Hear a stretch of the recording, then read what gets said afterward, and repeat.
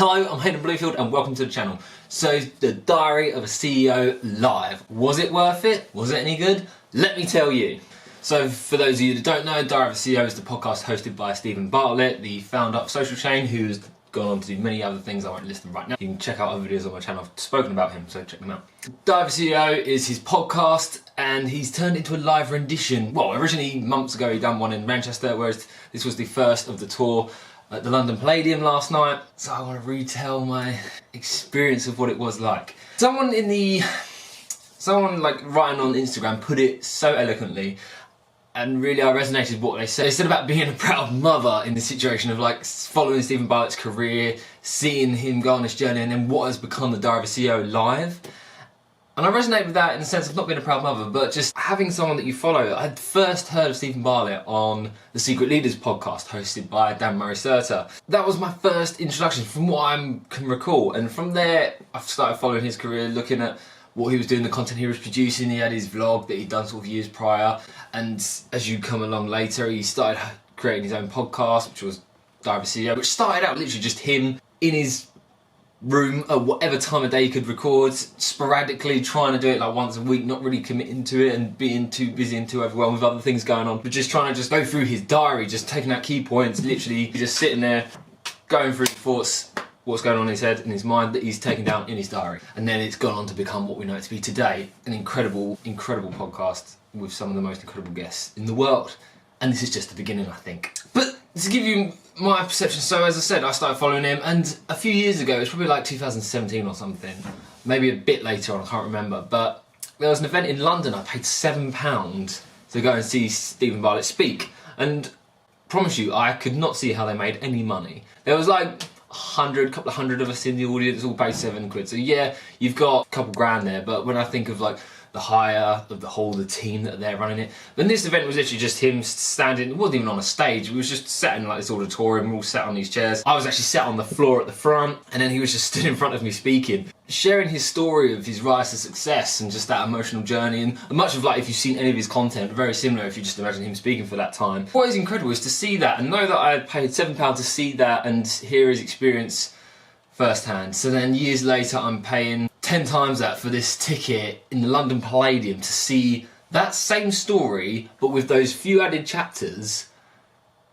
on a whole nother level. I don't think anything like this actually exists. Correct me if I'm wrong, but this is a live podcast that has clips and snippets from his previous episodes with previous guests.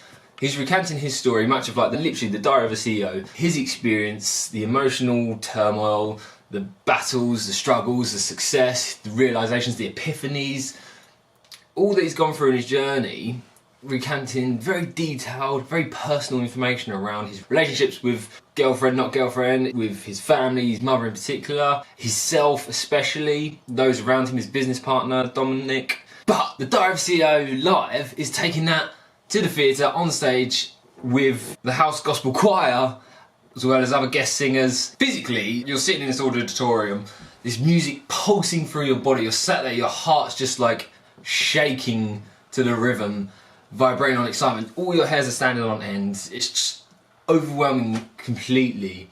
And like, emotionally, it takes you through a lot of journeys. Like, I can't imagine how many people were crying in the audience at times, or just laughing, rejoicing.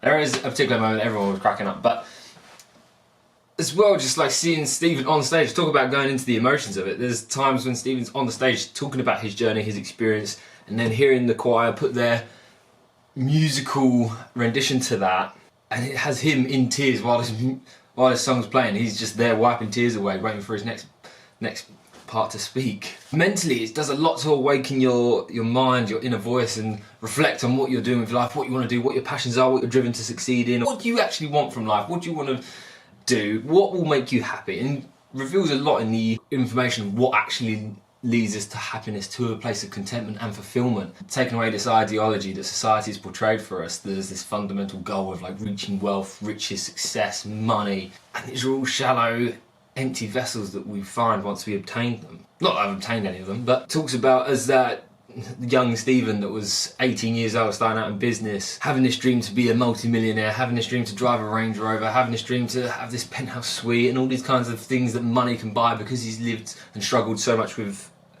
no money, and reveals the true experience of seeing your company go public, realising your wealth for the first time, actually being able to sit down and calculate what your net worth is and have nothing.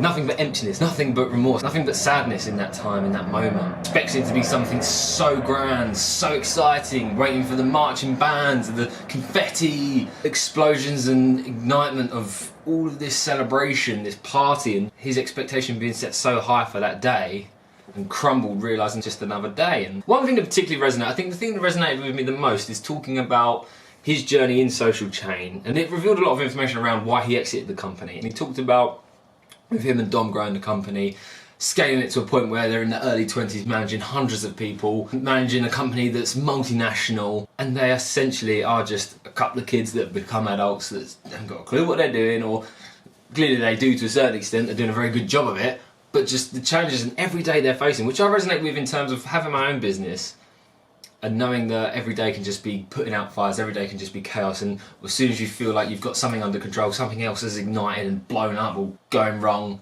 and that seems to be your role as a business owner, is just to put out these fires one after the other, filling in for whatever can't be done by someone else, or if you take people on, as you take people on, but then trying to fill in all the gaps. It can be quite a struggle, and it can be something very lonely. He speaks about that, the loneliness you experience running a business, which I do see, and it's something that I think in my business I got to a point where I was managing 9 people. I was managing less than 10 people, and yet he's talking about managing hundreds. So I can only imagine that with that many more people, yes, you're surrounded by more people, but I can imagine that only compounds, and the problems, the fires you're putting out, you're not putting out a little like bin fire out in the front garden, you're putting out a forest fire, and it's just out of control, it's in disarray, and yet you as one individual have to somehow manage that and control it and lead, guide people to the right direction. So I can see why I wanted to exit now. I didn't really understand at the time, but now having heard that, listened to Diary of a CEO, it made a lot more sense as to why he would want to exit that company and then go start other companies.